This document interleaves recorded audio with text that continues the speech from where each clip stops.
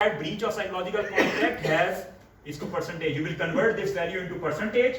So breach of psychological contract has 37.1% significant relationship with job insecurity. पहला variable आ गया. अब मुझे बताएं कि आपका हाइपोथेसिस क्या था? यही था हाइपोथेसिस. यही था हाइपोथेसिस कि breach of यही था ना हाइपोथेसिस सर. कि breach of psychological contract will have significant relationship with job insecurity. अच्छा नहीं सॉरी जॉब इनसिक्योरिटी है जॉब इनसिक्योरिटी का हाइपोथेसिस हमने नहीं बनाया. आगे चलें यहाँ पर आएगा वो मॉडरेटर है सॉरी ठीक है इधर आ. तो ये आपने छोड़ देना है इसको बस लिख देना है ऐसे. नेक्स्ट टाइम जी ब्रीच ऑफ साइकोलॉजिकल कॉन्ट्रैक्ट यहाँ से पिक करें और जेएस यहाँ से पिक करें. इसको you will travel from here and you will travel from there. ये वाला बॉक्स आ जाएगा. N is 165. It is highly significant and it is negative. तो क्या पढ़ेंगे आप? Breach of psychological contract has 49.3% negative significant relationship. insignificant कैसे आ गया? यहाँ पर 0 पर ये significant बन रहा था insignificant कैसे आया? ठीक है तो आप यूं पढ़ेंगे कि breach of psychological contract has 49.3% negative significant relationship with job satisfaction. तो यहां से वो जो पॉजिटिव और नेगेटिव वाली चीज है वो भी कंफर्म होनी शुरू हो गई है. तो हमारा हाइपोथेसिस भी यही था. हमने वहां पर अपने आप को रिस्ट्रिक्ट किया था. वी हैव रिस्ट्रिक्टेड आवरसेल्व्स कि we should not include the direction in the hypothesis statement. But from the correlation table it has been decided or it has been given an initial support. correlation table basically provides you the initial support. आप फैसला किसकी base के ऊपर करते हैं? Regression की base के ऊपर फैसला करेंगे. ये इनिशियल सपोर्ट दे रहा है आपको. ठीक है तो उसने बता दिया और यही थ्योरी भी कहती है कि breach of psychological contract must have a significant negative relationship with the JS. के the more breach of psychological contract will high the lesser you will get the job satisfaction. तो नेगेटिव हुआ ना, एक बढ़ रहा है और एक कम हो रहा है, एक प्लस हो रहा है एक नेगेटिव हो रहा है. तो इट इज नेगेटिव रिलेशनशिप. आगे की सपोर्ट हाइपोथेसिस की डायरेक्शन भी क्लियर हो गई. इसको भी आप यहाँ पर रिपोर्ट करें. सर ये पावर में जो स्टेरिक बने हुए इनका मतलब क्या है? स्टेरिक अगर ये सिंगल स्टेरिक है तो इसका मतलब है कि 0.05% के ऊपर सिग्निफिकेंट है. अगर ये डबल स्टेरिक है तो ये 0.001 पे है. और अगर ये ट्रिपल स्टेरिक है तो ये 0.000 पे है. तो ये आपका यहाँ पे डबल स्टेरिक आ रहा है 0.00. डबल स्टेरिक ट्रिपल स्टेरिक एक ही बात होती है. तो double asterisk triple single asterisk 95% confidence interval. Double asterisk 99% confidence interval. Triple asterisk 99.999% confidence interval. ठीक हो गया जी. ओके अब आ जाए अगले की तरफ. ब्रीच ऑफ साइकोलॉजिकल कॉन्ट्रैक्ट और डीडब्ल्यूबी. हाँ जी breach of psychological contract has significant positive relationship with DWB. यही होना चाहिए. हाइपोथेसिस भी तो हमारा यही था. सिर्फ डायरेक्शन हमने नहीं बताई थी ना. we didn't disclose the direction but the correlation table has now provided an initial support for the direction as well. और significant positive ये है कि breach of psychological contract will increase, deviance will increase. Excuse me sir. Ji sir ये जो significant two tailed की जो value है जैसे भी लास्ट में 0.019 है तो ये significant डेटा यानी 0.5 से लेस होनी चाहिए. 0.05 से लेस होनी चाहिए. 0.05 से लेस होनी चाहिए. जैसे ये 0.05 से लेस होगी ना यहाँ पर आपके स्टैटिक लगना शुरू हो जाएंगे. ठीक हो गए. 0.00000 पे चली जाएगी तो ट्रिपल स्टैटिक लग जाएगा. यहाँ पे 0.0014 पे जाएगी तो डबल स्टैटिक लग जाएगा आपका. ठीक है जी. ये क्लियर हुआ है कोरिलेशन टेबल कैसे पढ़ा. तो यहां से पहला हाइपोथेसिस हमारा क्या था. अब देखिए अब डायरेक्ट हाइपोथेसिस की बात करते हैं. ब्रीच ऑफ साइकोलॉजिकल कॉन्ट्रैक्ट का डीडब्ल्यूबी का clear. Breach of psychological contract का जेएस के साथ क्लियर. अब क्या रह गया? ब्रीच ऑफ साइकोलॉजिकल कॉन्ट्रैक्ट का जेआई के साथ हो ही नहीं सकता. क्या रह गया? ब्रीच ऑफ साइकोलॉजिकल जेएस का डीडब्ल्यूबी के साथ. अब जेएस पे आ जाएं तो इस कोरिलेशन टेबल को before reading that correlation table you have to get a clarity on the hypothesis statement ताकि फिर आप उसको रीड कर सकें. अब आए जरा जेएस की तरफ. जेएस का किसके साथ है जी? डीडब्ल्यूबी के साथ है. आए जी जरा यहाँ पे जेएस का डीडब्ल्यूबी. ये जेएस और यहाँ पर डीडब्ल्यूबी. हाँ जी क्या है? सिग्निफिकेंट नेगेटिव रिलेशनशिप है. तो क्या हमारा हाइपोथेसिस ये नहीं कहता कि जेएस जब डिक्रीज होगी तो डीविएंस क्या हो जाएगी? इंक्रीज हो जाएगी. तो आपस में दोनों रिपेल कर रहे हैं. सॉरी वो कर रही हैं डिफरेंट डायरेक्शन के अंदर आ रहे हैं. ठीक हो गया. हो गए जी सारे चार के चार hypothesis. Correlation table always discuss about the direct relationship, indirect relationship के बारे में ये बात नहीं करता। और correlation table just tell you about the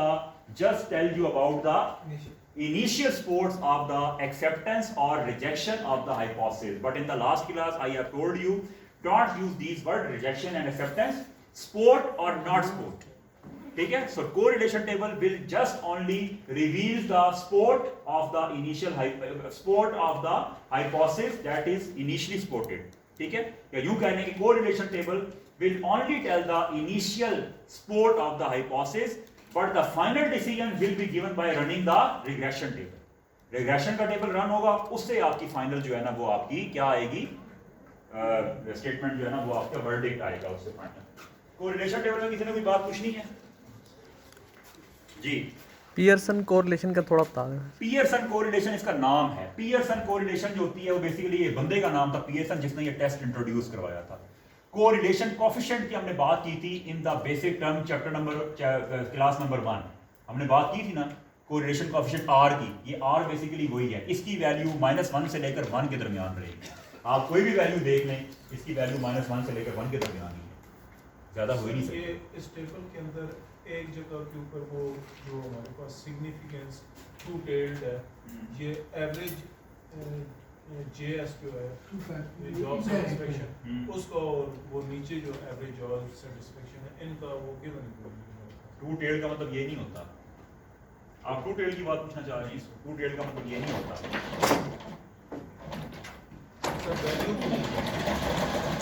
two tell का मतलब ये होता है इस तरफ भी और इस तरफ, ये होती है टू टेल, यानी कि बेल कर्व के लेफ्ट साइड भी और बेल कर्व के राइट साइड भी।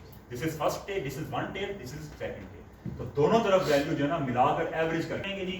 आप SPSS में जाएंगे, इस आउटपुट को क्लोज कर देंगे, आप जाएंगे यहाँ पे एनालाइज रिग्रेशन, सारी चीजें एनालाइज में, all of the test are available in the analyse tab, यहाँ पे ट्रांसफॉर्म के अंदर अवेलेबल है एनालाइज रिग्रेशन। और कौन सी regression? Linear regression, y = a + bx, that is linear combination. ठीक है, ये ले लीजिए, आपका आ गया एक बॉक्स। ठीक है, सबसे पहले I am just considering the direct relationship के ब्रीच ऑफ साइकोलॉजिकल कॉन्ट्रैक्ट का DWB के ऊपर चेक करूंगा, उसके बाद ब्रीच ऑफ साइकोलॉजिकल कॉन्ट्रैक्ट का JS के ऊपर चेक करूंगा, उसमें DV जो है वो आपका खत्म हो जाएगा और JS आपका क्या बन जाएगा, for the time being it will consider as DV, and then I will check the mediator on DV, तो उसमें IV क्या बन जाएगा, फॉर टाइम बीइंग मीडिएटर आपका IV बन जाएगा। ठीक है, तो इस तरीके से चेक करेंगे, फिर एक ही बार इन सबको रन कर देंगे। ठीक है, आपने चेक नहीं करना 1 by 1, मैं आपको वैसे समझाने के लिए, मतलब कि you are not required to check 1 by 1 regression. Sir एक दफा ही रन करना है, एक दफा ही रन करना है, उसे कहते हैं मीडिएटेड मॉडरेटेड रिग्रेशन। तो रिग्रेशन के अंदर mediated moderated regression, mediated moderated regression. Regression को रन करने से पहले जो है ना, we have to create the interaction term, because moderation है ना, मॉडरेशन मैंने आपको बताया था, moderation is the interaction of the moderator and IV। तो हमें क्या करना पड़ेगा, we have to create that variable. तो क्या करेंगे, we have to multiply BPC into JI, moderator multiply by IV। Mediated regression तो हो जाएगी, लेकिन for the running of the result of the moderated regression we have to create the interaction term, because moderation is the multiplication of the IV and moderator. तो interaction term create, mediated regression जो है वो आपकी as it is run हो जाएगी। ये देखें, ये तो indirect effect है ना, मॉडल के अंदर ही आ रहा है, लेकिन moderation क्या है, वो outside effect आ रहा है। तो for the capturing of that outside effect you have to multiply your moderator with the IV। Moderator को IV के साथ मल्टीप्लाई करना पड़ेगा। तो जो मेरे पास whatever I have created the average variable of the JI and average variable of the BPS, क्या करेंगे, हम दोनों को आपस में मल्टीप्लाई करके एक कॉलम बन जाएगा। सर मीडिएटर के साथ, मीडिएटर क्योंकि वो इनडायरेक्ट है, ठीक है, वो मॉडल के दरमियान ब्रिज बन के ऑलरेडी आ रहा है। ठीक है, उसको मल्टीप्लाई करने की जरूरत नहीं है। मॉडरेशन बेसिकली क्या होती है, moderation is the interaction, interaction of what, interaction of moderator and IV। इसीलिए मीडिएटर जो है, मीडिएटर दरमियान में एक ब्रिज है, नथिंग एल्स। ठीक है जी, करते हैं जी इसको करने के लिए आप क्या करेंगे, इसको करने के लिए आप एक वेरिएबल क्रिएट करेंगे, उस वेरिएबल का नाम आप रखेंगे, क्या रखें जी, इसका वेरिएबल का नाम रख देते हैं बीपीसी इंटू जे आई, बीपीसी इंटू जे आई, और इसके अंदर इसकी इंटरेक्शन टर्म जो है वो आपकी रन हो जाएगी। ठीक है, तो रन करते हैं जी इसको।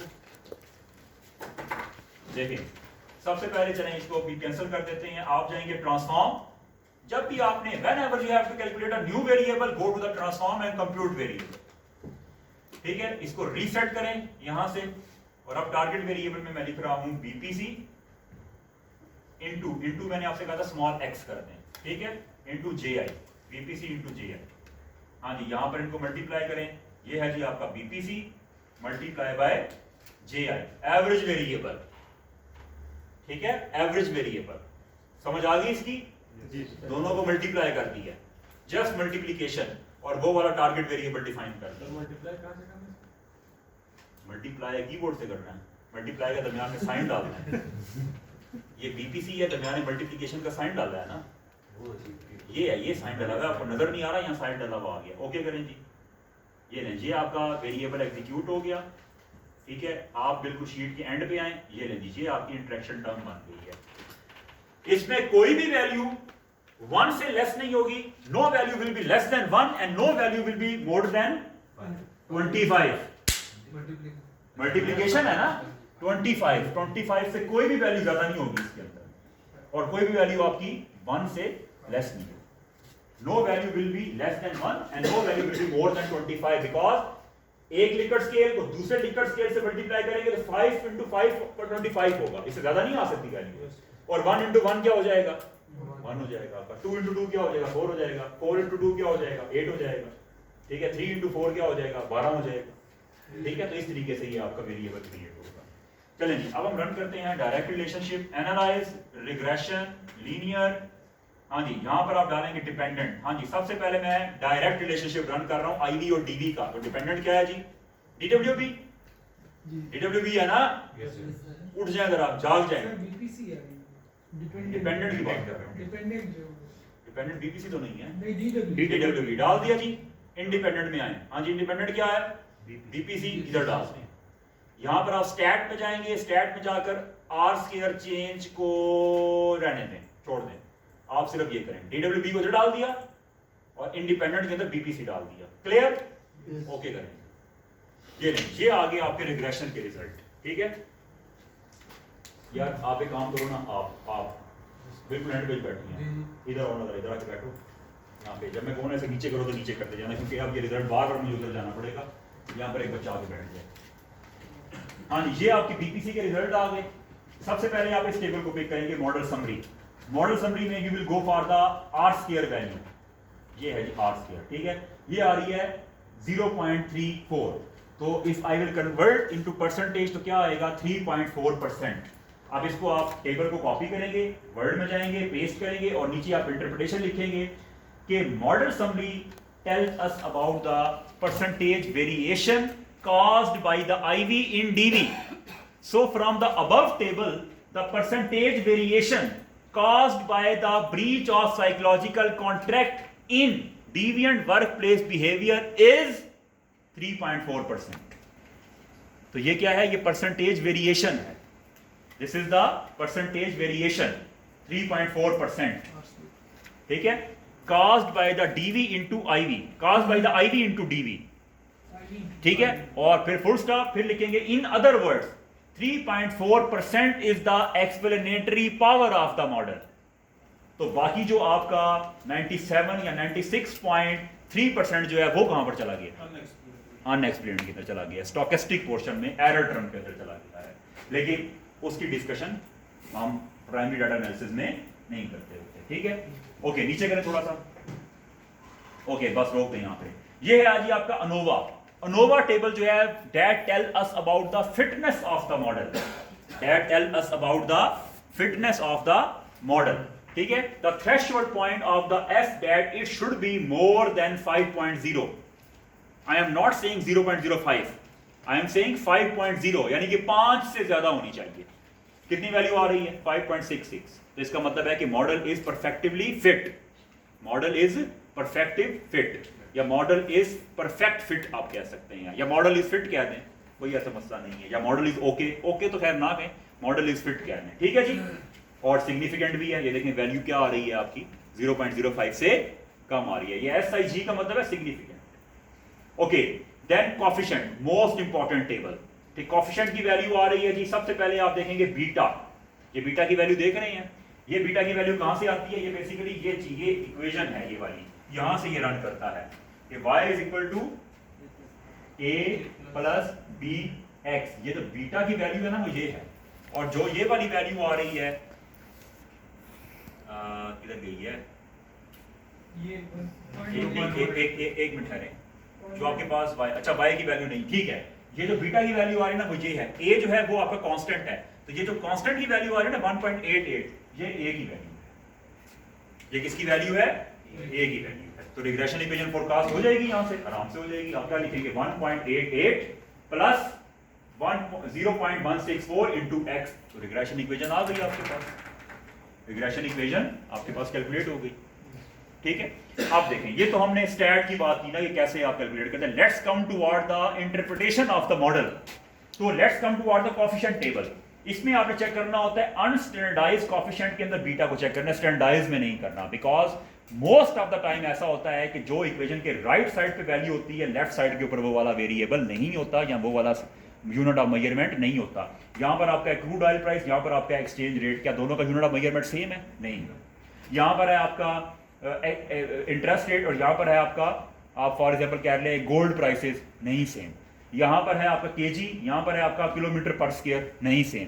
तो when unit of measurement is not same, तो we can not go for the interpretation of the standardised beta, we will go for the unstandardised coefficient.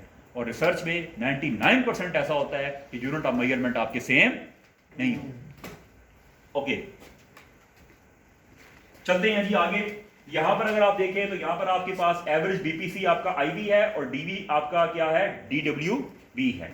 सबसे पहले आप इस वैल्यू को पिक करें, ये क्या है, सिग्निफिकेंट है, और ये क्या है, पॉजिटिव है, नेगेटिव है, पॉजिटिव है। तो आप क्या बोलेंगे, आप क्या बोलेंगे कि there is a significant positive relationship, बल्कि नहीं सॉरी, ये आपका बीपीसी है और ये आपका डीडब्ल्यूबी है, ठीक है। तो आप यहां पर देखें ये सिग्निफिकेंट है। When this value is significant, T value is also greater than 1.96, यही मैंने आपको बताया था कि जैसे ही ये वाली वैल्यू सिग्निफिकेंट होगी, टी वैल्यू विल इंक्रीज और will go to the higher side from the 1.96। so when this value becomes significant, t value will be more than 1.96. the more this will become significant, the more value you will get, ये ज्यादा होती जाएगी, ठीक है। अगर ये होता 0.0500, तो ये तकरीबन 1.97 के ऊपर आ रही होती। जितनी ज्यादा इसकी सिग्निफिकेंट बढ़ेगी, उतना ही ज्यादा ये वैल्यू भी इंक्रीज होती जाएगी। समझ आ गई? ओके, अब इसको इंटरप्रेट करते हैं। इंटरप्रेट के लिए आ जाए यहाँ पे, ठीक है। आप यूं इसको इंटरप्रेट करेंगे, the one unit increase in the breach of psychological contract. पहले आप पढ़ेंगे, पिक करेंगे आईवी को। First of all you will pick the IV. One unit increase in IV brings 16.4% increase in DV. One unit increase in IV brings 16.4% increase in DV. Why increase? Because there is a positive sign. और अगर यहाँ negative होता फिर decrease in जो भी नीचे dependent variable लिखा हुआ होगा, ठीक है। तो इसका मतलब है कि आपका सिग्निफिकेंट पॉजिटिव रिलेशनशिप है, तो मेरा भी तो यही था कि इसके और इसके दरमियान में सिग्निफिकेंट पॉजिटिव रिलेशनशिप होगा। तो यहां पर आप लिखेंगे कि हाइपोथेसिस नंबर 1 इज सपोर्टेड, ठीक है। और साथ उसकी बीटा की वैल्यू लिख देंगे ब्रैकेट में और कामा डाल के पी वैल्यू लिख देंगे। तो इस तरीके से आपने इसको करना है। जाएं जी जरा, बैठे रहो यहीं पे, जाएं जरा ट्रांसफॉर्म में जाएं, सॉरी एनालाइज में जाएं, एनालाइज देन रिग्रेशन। आप नेक्स्ट क्लास से ना आप मेरे साथ ही बैठोगे, ठीक है। लीनियर, इसको रीसेट करें। ओके गुड, नीचे आए जी, यहां से इसको नीचे करें, ये बार को नीचे करें। हाँ जी, अब हम इस मॉडल को यहां से कट कर रहे हैं, डीडब्ल्यूबी को छोड़ रहे हैं। तो डिपेंडेंट वेरिएबल क्या हो जाएगा, what would be the dependent variable, JS. JS को उठाएं और यहां पर टिक डाल दें, इस पे क्लिक करें, इधर क्लिक करें, हाँ इधर क्लिक करें, आप इधर आ गया और यहाँ पर बीपीसी डालें, बीपीसी पे क्लिक करें, बीपीसी और इसको इधर डाल दें, ओके कर दें। ये आपका एक और टेबल आ गया। हाँ जी, आप ये टेबल मैं जिससे पूछूंगा ना वो मुझे इसका ये मॉडल रन करके बताएगा। जी कौन बताएगा? पहले मैं रैंडमली पूछता हूं कि who is going to interpret this model summary table.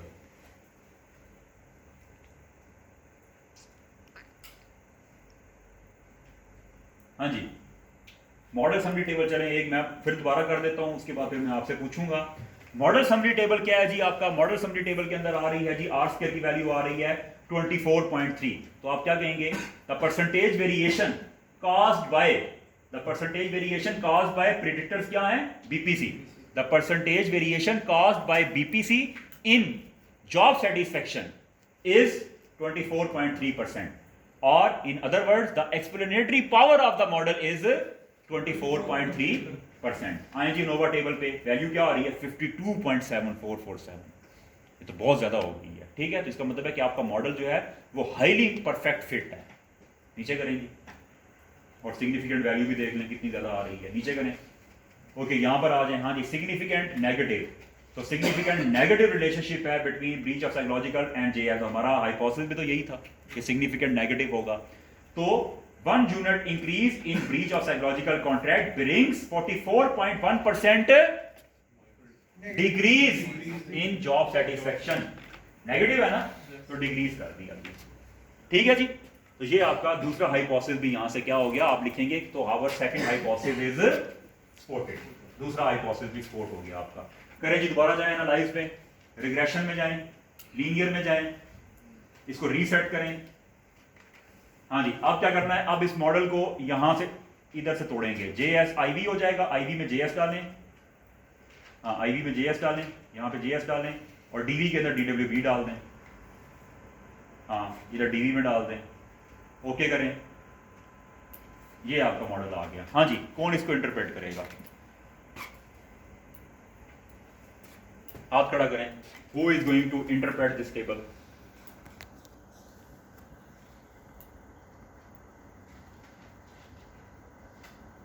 जी मौलवी साहब जरा कोशिश करें इंटरप्रेट करने की।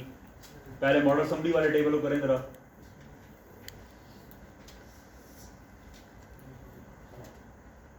हाँ जी करो जरा। Explanatory power of this hypothesis is 4%. Hypothesis नहीं, model. Of this model is 4%.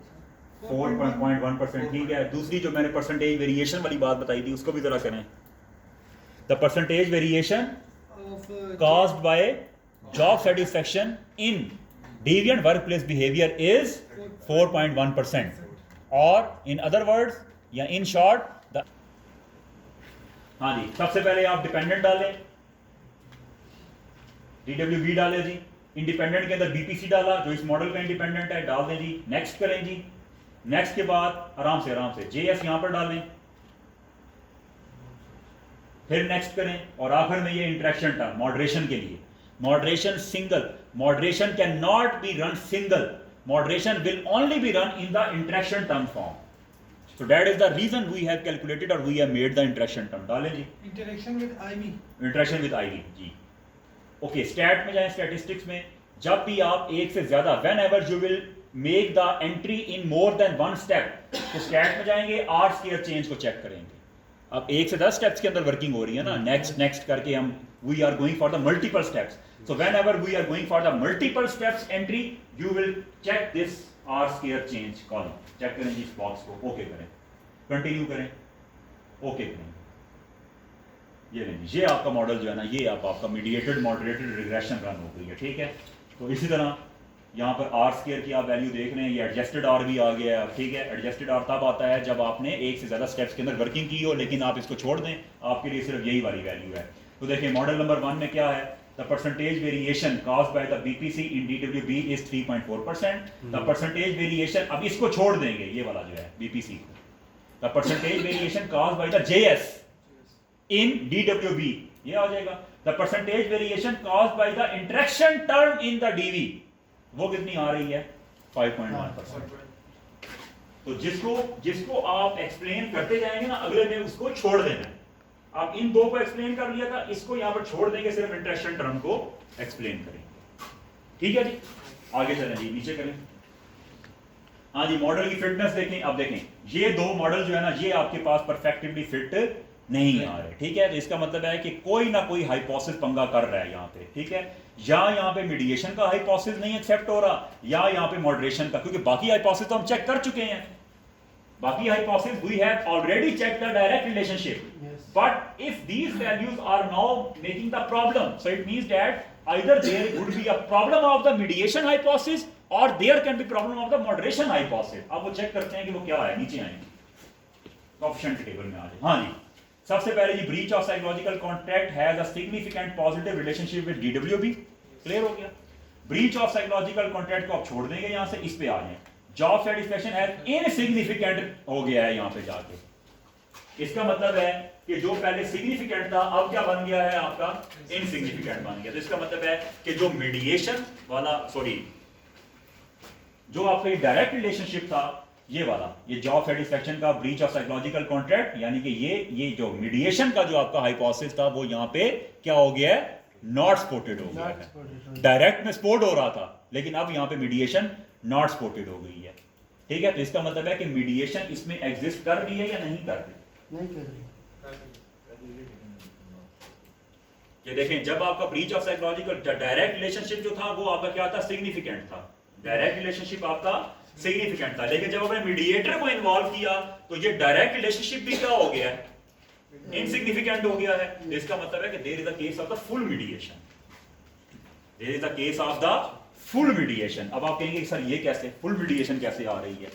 देखें, जो आप पहले इसका इसके साथ रिलेशनशिप था, सेटिस्फाई हो रहा था, लेकिन जैसे ही आपने दरमियान में मीडिएटर को डाला, मीडिएटर को डालने का मतलब है you are controlling the mediator, you are controlling this relationship by the involvement of the mediator. तो इसका मतलब है कि आप मीडिएटर को कंट्रोल कर रहे हैं, यानी कि this relationship has been controlled by mediator.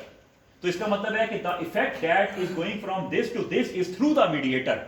जैसे ही आपने मीडिएटर को डाला ये रिलेशनशिप इनसिग्निफिकेंट हो गया, देख रहे हैं, ये 0.05 से ज्यादा हो गई है वैल्यू, इनसिग्निफिकेंट हो गया। इसका मतलब है कि with the involvement of the mediator this relationship become insignificant. तो जब ऐसा होता है तो this is the case of the full mediation, ठीक है। इसकी एग्जांपल आप ऐसे ले लें कि आप कहते हैं कि ये लाइट है, ठीक है, ये स्विच है, ये वाला स्विच किधर गई लाइट, ये स्विच है और ये लाइट है, इसका इसके साथ कनेक्शन है, मैं ये ऑन करूंगा वो जल जाएगी। पॉजिटिव। इसका इफेक्ट उस तक ले जाने वाली चीज क्या है, वायर जो दरमियान में डली हुई है, मीडिएटर क्या हो जाएगा, वायर हो जाएगी। मैं कहता हूं कि मैंने जलाया और ये लाइट जल गई है, तो ये वाला जो इफेक्ट उस तक जा रहा है वो किसके थ्रू जा रहा है, मीडिएटर के थ्रू जा रहा है। अगर मीडिएटर मैं दरमियान से निकाल दूं, मैं कहता हूं तार को निकाल दें, क्या ये लाइट जलेगी, नहीं जलेगी। और अगर मैं ये कहूं कि तार थोड़ी सी कट कर दें और ये थोड़ी सी मध्यम से डिम होनी शुरू हो जाए, तो वो क्या होगा, वो होता है केस ऑफ पार्शियल मीडिएशन। यहां पर केस ऑफ पार्शियल मीडिएशन जो है ना वो मैंने रन नहीं किया, क्योंकि वो आपके लेवल थोड़ा हाई हो जाएगा, मैंने वो रन नहीं किया। यहाँ पे पार्शियल मीडिएशन भी चेक की जा सकती है, ठीक है।